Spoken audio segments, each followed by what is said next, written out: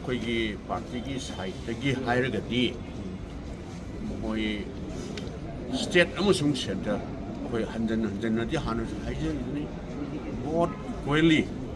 मोई दायित्वनी मोई responsibility they cannot escape from their responsibility मरमदी करिनो हाइबबु होजिक नागागी मी तरु फाजनना मोई थमे है मोई की फ्यूचर माई बपी ओनली गॉड नोस अदु ऑन द अदर हैंड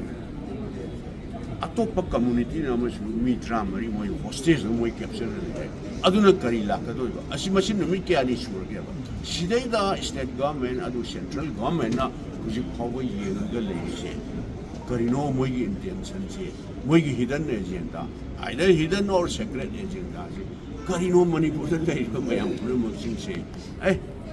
मोइ अंगम कुकीना ngamba मैतै ngamba और नत्रगा नागाना ngamba angamba मोइ मसेन राय हाना जर्नी अदुगा ओनली वाइन करम मतमदा मोइ जे हौगतबा मतमदा मोइ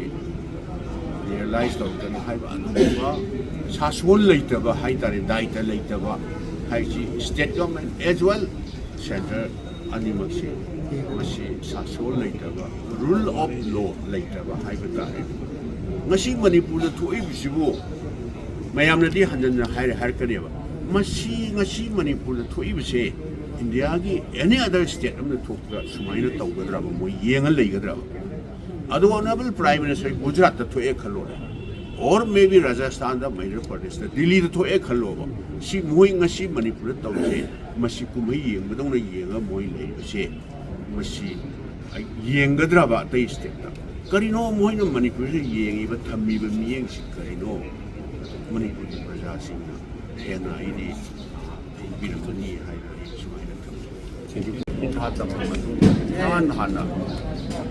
भारत की प्राइम मिनिस्टर ओइबिरंबा पंडित जवाहरलाल नेहरू लेखिदबगी लोयरक सुवा नमितुनी अखोइना पालन तौजरिबसी मणिपुर प्रदेश कांग्रेस कमिटी ना सिनबे लांगपिदना ऑर्गेनाइज तौबिदना बिरिबा सगे अदुबु यामना समना हायरबदा भारत दा लैबा प्रजा सिंग नतन पृथ्वी पुनमना मासी इंडिया की निखा तमननब होनबदा यामना अचौबा रोल लौगिबा रियल फ्रीडम फाइटर हाइतारे माक्सी मयामसेना खंबिरे सही more than 10 years भारत असी ब्रिटिश की मकुटगी निखा तमननब होनबदा जेंडर लेगिदना तोंगान बा थौदाम कया लौगिबा निखा तमननब होनबदा माना होनजगिबा मयाम पुनमक्तुना रिकॉग्निशन पीदा मास यान हाना निखा तमनबदा भारत की प्राइम मिनिस्टर ओइबिरंबनी माना लौबिरंबा थौदांगदुदी मयामनसु हेना खंगिरे अखोइना याम ता हेना कनो तौजद्रगसु एक्सप्लेन तौजद्रगसु आसे निखा तमनबा भारत की अनौबा भारत की modern architecture of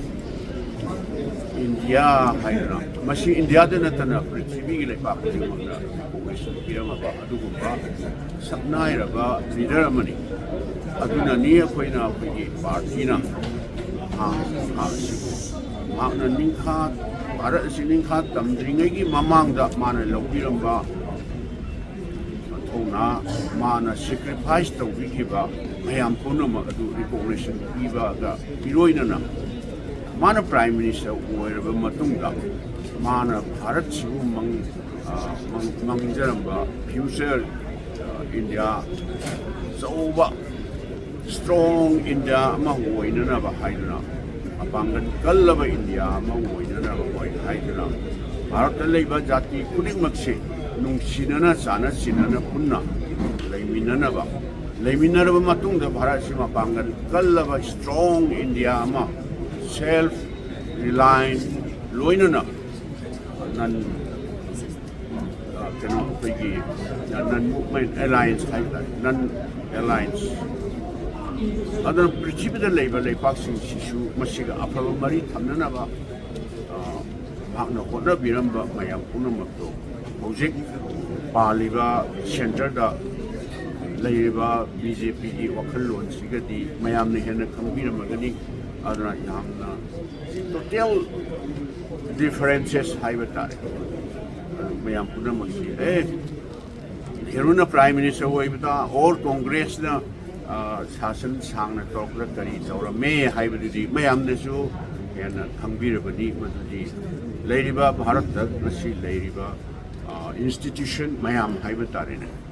whether it may be AIMS or IIT or ISRO na singwa पृथ्वीदा ngasi पृथ्वीदगी लेपाक सिंगना Bharat असि मपांग कल्लब लेपा अमा डेवलप कंट्री अमा ओइरइबसे मसिगी फाउंडेशन युमफम से कनाना होनबिरम बहाइब तारे कनाना